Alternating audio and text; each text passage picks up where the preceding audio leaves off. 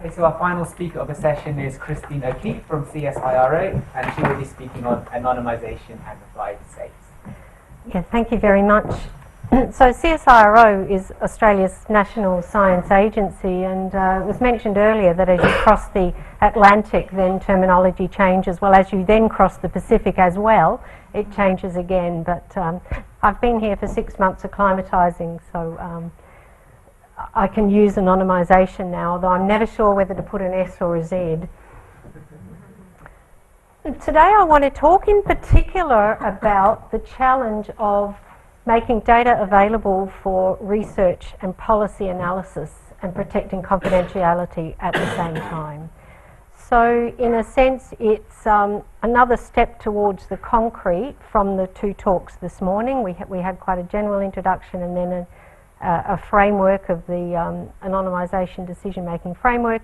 I want to take another step towards the concrete and show you how this challenge is being met very successfully by national statistical agencies and in particular health data linkage units around the world, and indicate perhaps the approaches that they are using as a use case or a case study.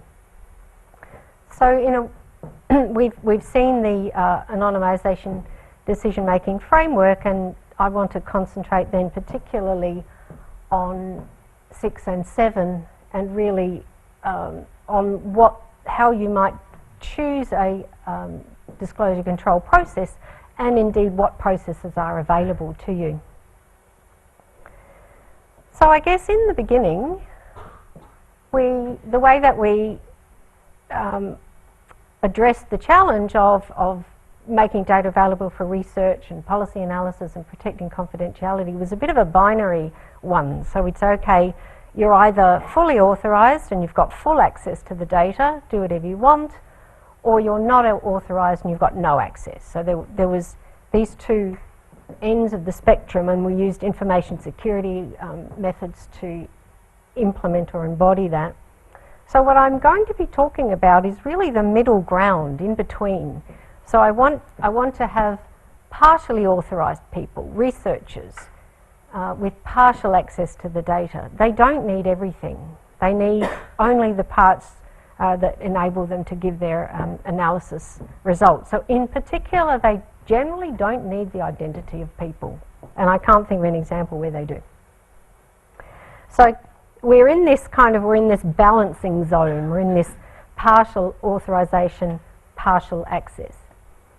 And I want to show you, I guess, how this has been done traditionally and what's the range of methods that are used in practice. And in order to do that, I want to present them in a sort of a balancing paradigm. So I want to introduce the risk utility map.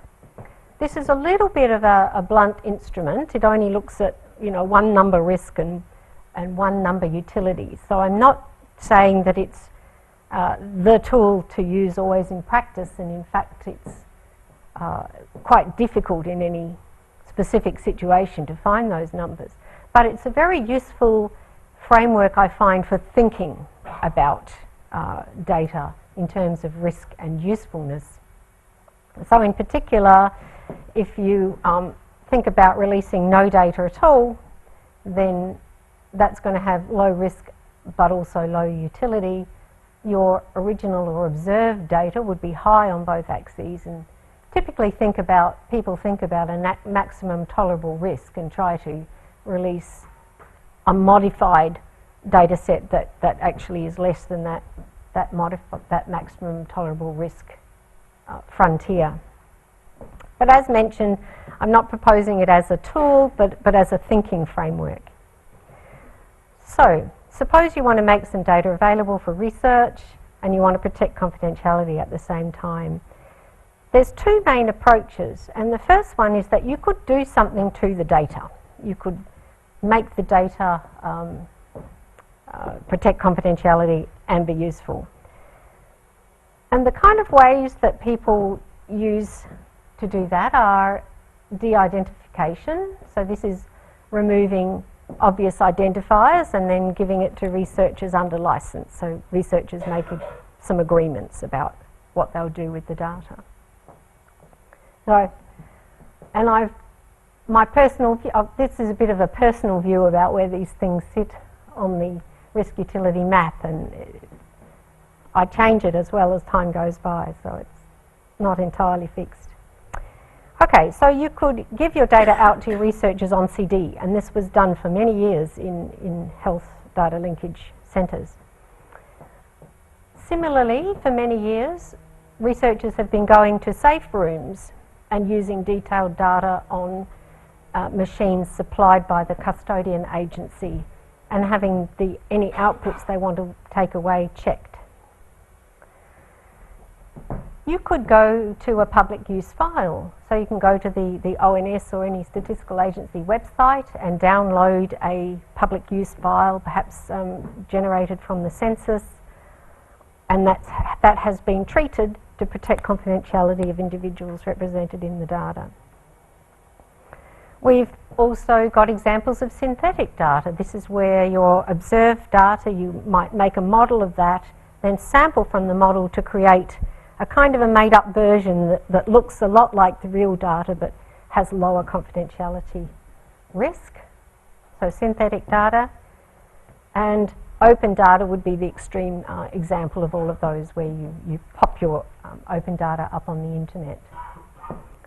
So these are examples then of the paradigm of anonymising your data or confidentialising or or whatever, treating your data and then analysing. Okay? Treat the data and then analyse the data. The second approach is kind of the opposite paradigm. So suppose you just modify your analysis outputs. And I've left some space in the middle of the graph because there's a couple of modes of data release. A virtual data centre, so this is just a virtual version of that safe room where you access online.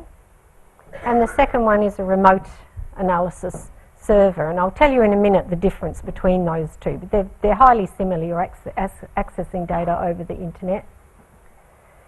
And they are both then examples of the other paradigm of analyse first and then anonymise or confidentialise.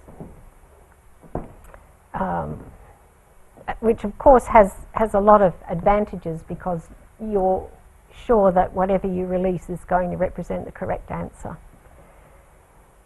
So I mentioned that I'd tell you a little more about the virtual data centre and the remote analysis server. So personally, I was a big fan of the remote analysis server.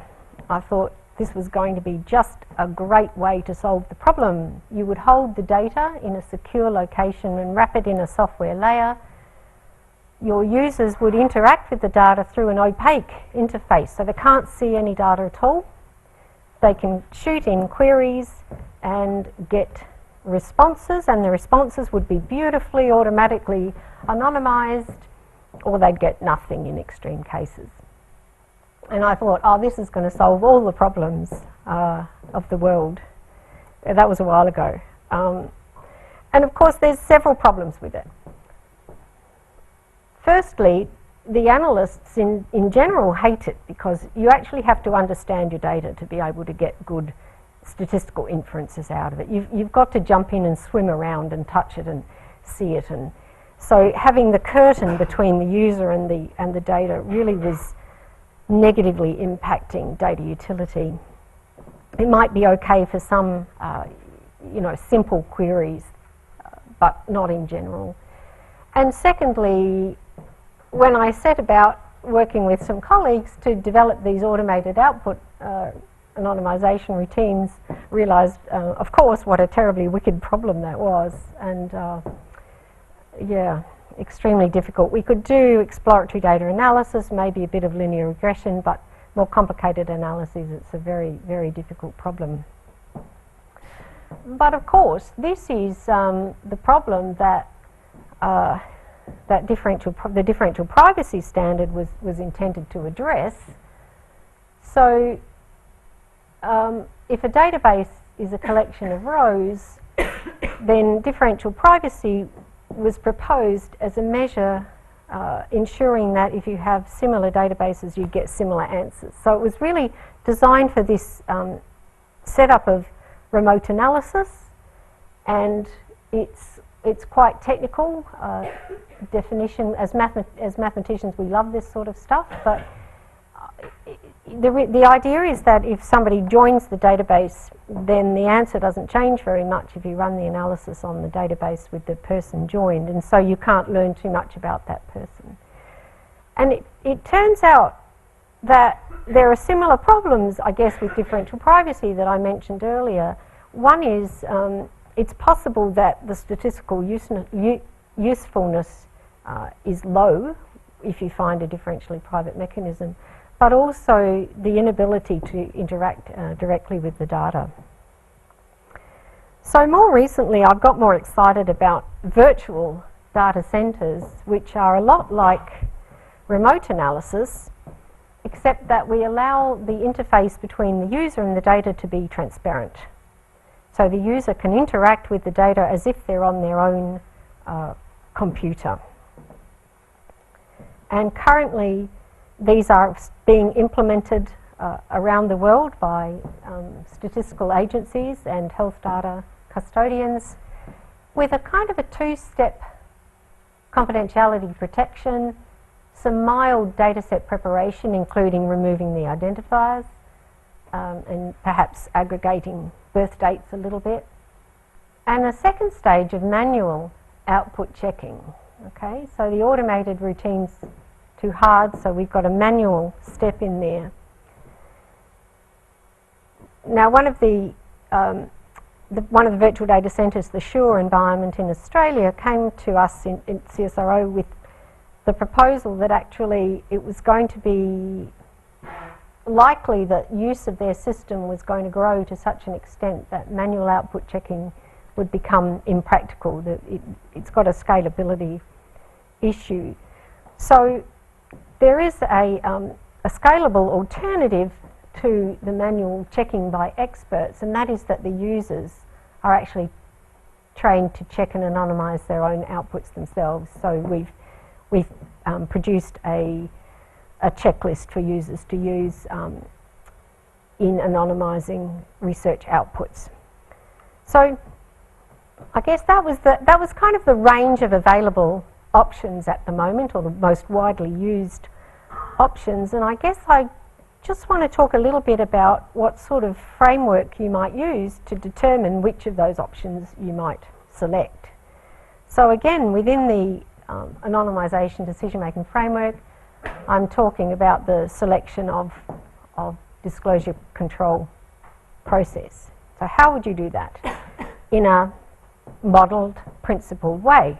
So again, we'll turn to the popular risk models, the one that was mentioned earlier of Marsh et al. I've adapted it to be the probability of a disclosure happening, the probability that someone might attempt, and that's either passive or active, and then the probability that they're successful. And recently, I guess there's been a lot more attention as well on what's called the 5 safes. The 5 safes have actually been in use for many years in agencies and organisations, but lately the name has been coined, and it's such a good name that it's really helping the 5 safes to become a bit more prominent. But the idea with the 5 safes is that you consider risks across those 5 settings of the project. So is it a good project to be doing? Is it appropriate? Who's the user, you know, and what kind of controls do you have over the user? Are they registered, like in a secure data centre, or is it just anyone in the public? If you're using open data, you'd look at the settings. So I mentioned a number of settings: giving data to someone on a CD versus asking them to come into a secure environment. What treatments you've applied to the data, whether you've de-identified or whether you've actually done more treatments on the data, such as aggregation or suppressing sensitive variables. And again, with outputs, are you just releasing the raw statistical outputs, or are you asking people to check them for confidentiality protection? So across those 5 settings, you can see that you can combine protections in all those different dimensions, and the sliders, you can think of them therefore as sliders, so protection in some of them can be very strong and in others perhaps not so strong, and they combine then to protect overall. So I guess how we think about it a little bit is if you think of risk as broadly low, medium, high, think about those 5 dimensions and how they correspond to the Marsh et al. Equation as well, and just think about, you know, how high would the bar have to be on each of those dimensions? How much would you need to protect in order to assure overall that the risk was low? And remembering then that the sliders don't all need to be set to 0 in order to give you overall protection. Okay. So basically, I'll give a few key messages then. The privacy performance of data for research initiatives has traditionally been very good. Okay. It's been going on for a while. There haven't been enormous problems, but we are seeing the landscape changing a lot. Okay, so we've got more and very different types of data becoming available, broader classes of users, and we're also seeing a couple of very high-profile events in the press. So one was mentioned earlier, but we've seen some open data sets being published and then withdrawn. So all of this is kind of changing our landscape quite a lot. We need a range of different solutions for a range of different scenarios. So we're not going to find, I gave you a kind of a whole list of 8 or so different options. None of them is going to answer the problem in every scenario. So I think it's really worthwhile to keep those range of solutions and to develop more different types of solutions, because all our scenarios are slightly different, and that 5 safes is going to help us to determine then which of the solutions to use in each different scenario. So I think the basic point then is that we actually need to increase our sophistication in the anonymisation, confidentiality protection models and frameworks to respond to that growing complexity in the data environments and the data situations. Okay, so that's all I wanted to say, so thank you.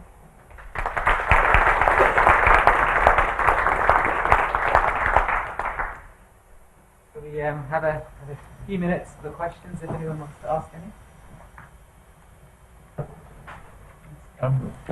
Just thinking about the risk utility map that you showed at the beginning, and I think there you're describing a linear relationship perhaps between risk and utility. I was just wondering how that squares with some of the explanations of functional anonymisation, and in particular the data environment, which Mark and Elaine have talked about, because I would have thought that for those, for example, the original data sets, actually thinking if the data environment is safe, for example, that risk is can be reduced. So you can actually pull down that original data point, and actually put it down without losing data utility. So I suppose my question is, given technology is changing and we can operate confidential data in secure environments, is this now out of date? That's a great discussion, yeah, thank you. Because in fact, it has been suggested by a number of authors that we need to chuck this out. I think my personal view is that it is still useful when you're thinking just about the disclosure control process. So if you restrict to that number 6, where you're actually just choosing your technical method, then it's still a useful way to think about balancing risk and utility. But that's only part of the framework. But I was really homing in on that on that little bit. Incidentally, I'm not proposing a linear relationship. In most examples, we can't compute. We don't know what the relationship is, and we can't compute it. It's only in very special situations that we've been able to get a handle and we can draw a curve. Mostly, we can't. Yeah. Well, I agree with your last slide that data for research has so far generally had a good record. There have been few real scandals, and that things are becoming more complex as the world becomes more messy. But I think there's an agreement that technical means of protection are becoming harder. So wouldn't you agree that rather the need isn't for more technical mechanisms, but for a stronger ethical approach and a realization there are some things you can share with medical research professors that you simply cannot share with drug company salesmen? Yeah. Yes, I agree. I agree with you. Yeah. Yeah, thanks for the point. I don't think the answer lies entirely in technology. In fact, I've often been said, trust Trump's technology, try Googling for an image to go with that. And yeah, but it is an important part because it does answer some risks that, you know, are more difficult to address with other means. David Rio from AstraZeneca. So, I mean, this scenario apply when the data are released to a researcher. I mean, how could we work such scenario, and how does it apply when data are never released, stay under control, and any operation is basically kind of in the data center and auditable, and the researcher is under contract and legally bind? So, I mean, what are the risks in this case?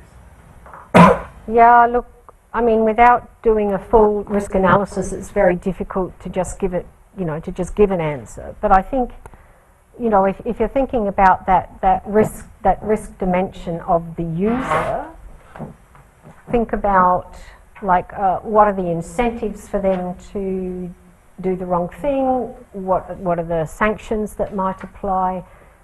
What are the scenarios in which that could happen? So I think it's there isn't a kind of a simple answer. But I guess if I was thinking of a trusted community of users who were registered and I knew them and trained them and they had sanctions for breaching confidentiality, I'd probably trust them quite high.